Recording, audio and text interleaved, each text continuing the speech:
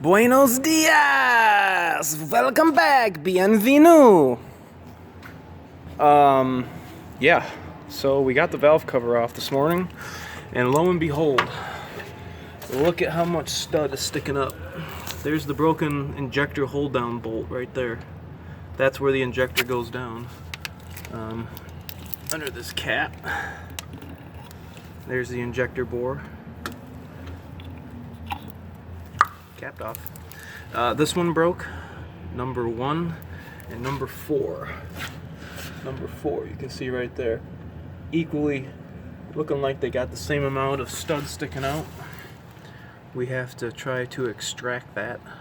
I think we're going to try welding a nut on here and seeing if maybe we can back that boy out.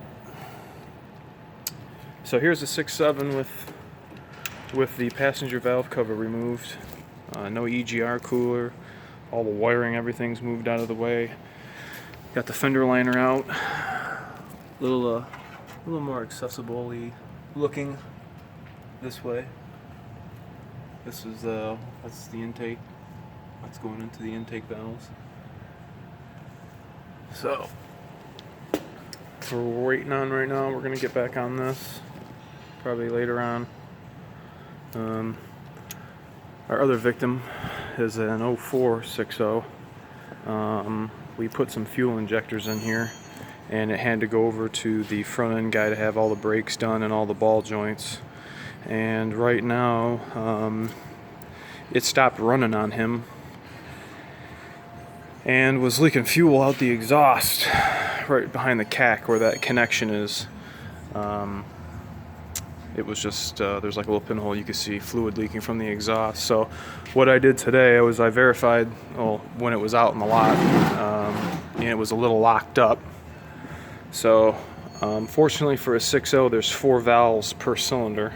So it's a little easier to evacuate fluid in the combustion chamber, either trying to bump the engine over with the key, or what I have done, there's a wire right here on a 6.4 and a 6.0 right here.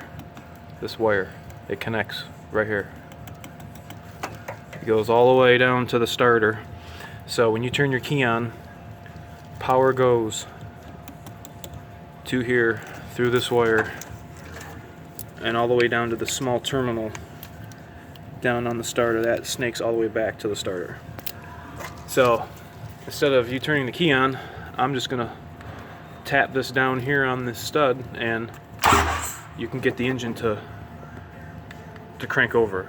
I like to use that when I'm doing any high pressure oil system repairs. It's easier to prime the engine up with the key off, and I'm not getting that long crank time with no fuel at the fuel injectors, and they're constantly getting hit and hit and hit and hit trying to inject, and there's no pressure to start injection. So what I did was, we need to figure out what fuel injector is stuck open and dumping fuel. There's a few ways I guess you could do it, but this is what I decided to do. Here at the secondary fuel filter housing, I've taken the line off that goes to the passenger head, and I've taken the line off that goes to the driver's head. And I'm going to crank the engine over and see if combustion pressures, which is like 380 psi to 400 psi on a good solid engine, I'm going to see if any of those bubbles pulsate, which would tell me that it's on that side of the engine. So once I determine that, then I'm able to remove the glow plug harnesses, take the glow plugs out, and then look at what glow plug hole has fuel spitting out if I turn the key on, for 1 second or something. So I'm going to go ahead and bump the engine over, and we're going to watch the white balloons here on both lines and see if we see anything.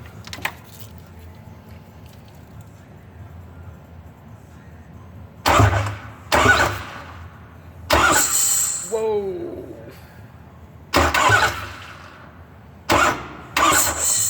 Okay, you see that? kind of zoom out here a little bit so you can see the passenger side not move at all.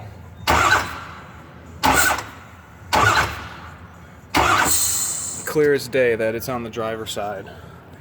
So what I'm going to do is I'm going to have to remove these glow plugs out. No problem. We're going to turn the key on momentarily just to get a fuel charge in there. We'll put these lines back on so we're not leaking fuel all over. And basically evaluate as we find fuel. There may be more than one, there may be just one. I don't know if it's the injector that I put in. But regardless, one is going to need to be replaced. So, alright you guys, I'm going to get this video up. Tell me what you think in the comment section below. This is an 0460 crank, no start, fuel injector, just dumping fuel in the cylinder. So, alright you guys, thanks for watching. Talk to you later.